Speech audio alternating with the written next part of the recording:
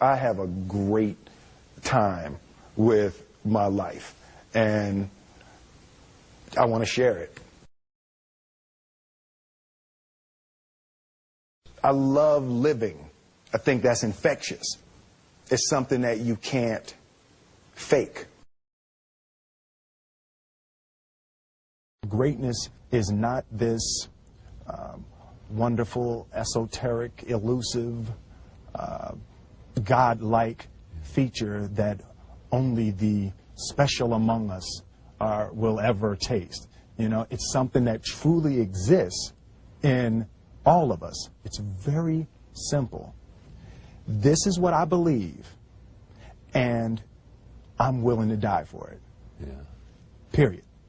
It's that simple. I know who I am, and I know what I believe. I know who I am, I know what I believe. That's all I need to know. And that's all I need to know. So from there, you do what you need to do. Yeah. You know, and I think what happens is we make the situation more complex than it has to be. Because we're looking for complexity. There's got to be something complex to understand. It can't be that easy. No.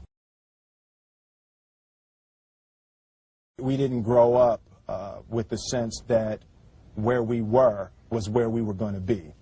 You know, we grew up with the sense that where we were almost didn't matter because we were becoming right. Something greater.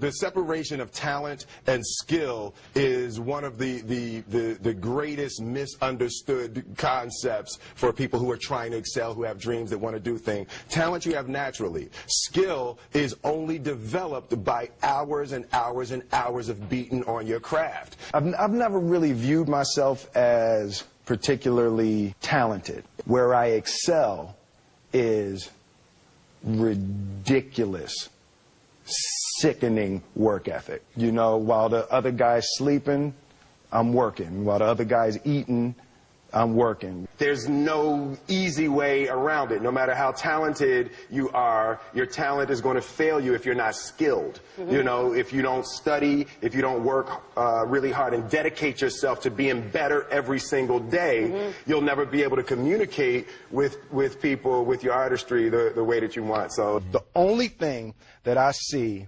that is distinctly different about me is I'm not afraid to die on a treadmill.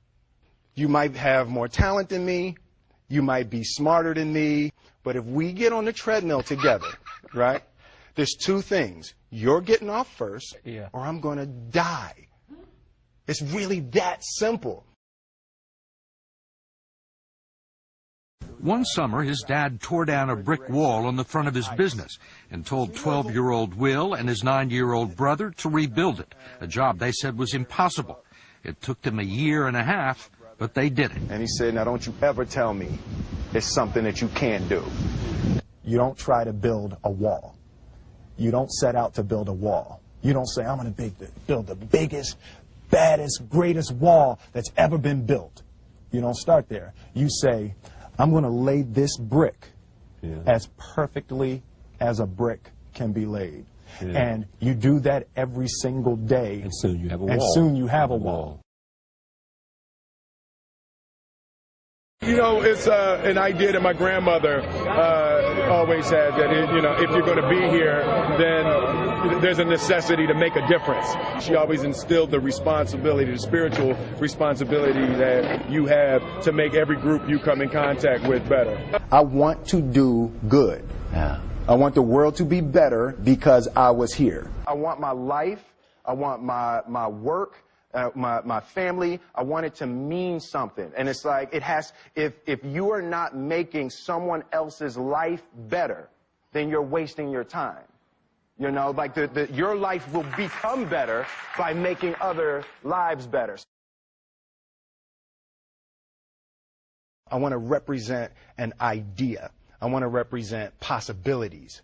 I want to represent the idea that you really can make what you want. One of my favorite books is The Alchemist, Paulo Coelho. And I just believe that. I believe that I can create whatever I want to create. The first step before anybody else in the world believes it is you have to believe it. There's no reason to have a plan B because it distracts from plan A. I think that there's a certain delusional quality that all successful people have to have. You have to believe that something different than what has happened for the last 50 million years of history. You have to believe that something different can happen. Confucius said, he who says he can and he who says he can't are both usually right. Being realistic is the most commonly traveled road to mediocrity. Why would you be realistic? What's the point of being realistic? Just put up a barrier. Yeah, I'm going to do it. It's done. It's already done. The second I decide it's done, it's already done. So now we just got to wait for y'all to see. It's unrealistic to walk in a room and flip a switch and lights come on. That's unrealistic. Fortunately, Edison didn't think so. It's unrealistic to think you're going to bend a piece of metal and fly people over an ocean in that metal. That's unrealistic. But fortunately, the Wright brothers and others didn't believe that. And it just seems like such a ridiculous idea to me to embrace the idea that it's not going to happen. That's not real for that to happen. As soon as you say it, now you just made that real. Our thoughts, our feelings, our dreams, our ideas are physical in the universe.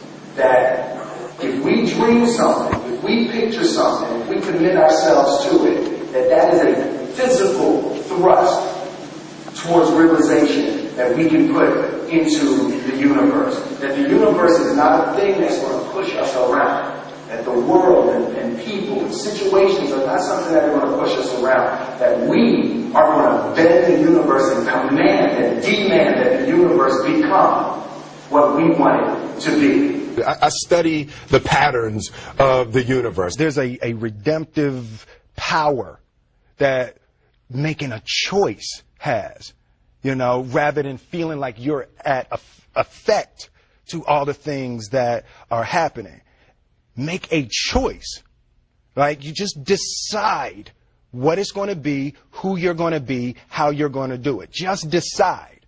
And then from that point, the universe is going to get out your way. It's like it's water. It wants to move and go around stuff, you know. You know, there's a flow of the universe that I've grown to know just how to go with it.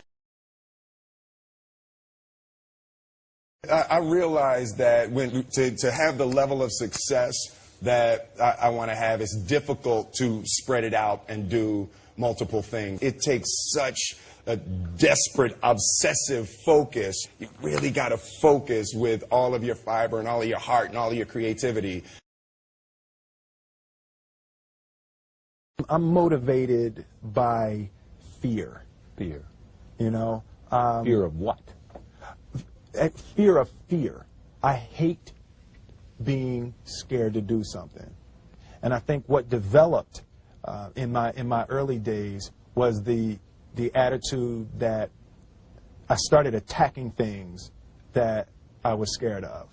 It was Franklin Roosevelt said the only fear you have to fear is fear itself. Absolutely. Remember that? Absolutely. Yeah. You can't be scared to die for the truth. The truth is the only thing that's ever going to be constant.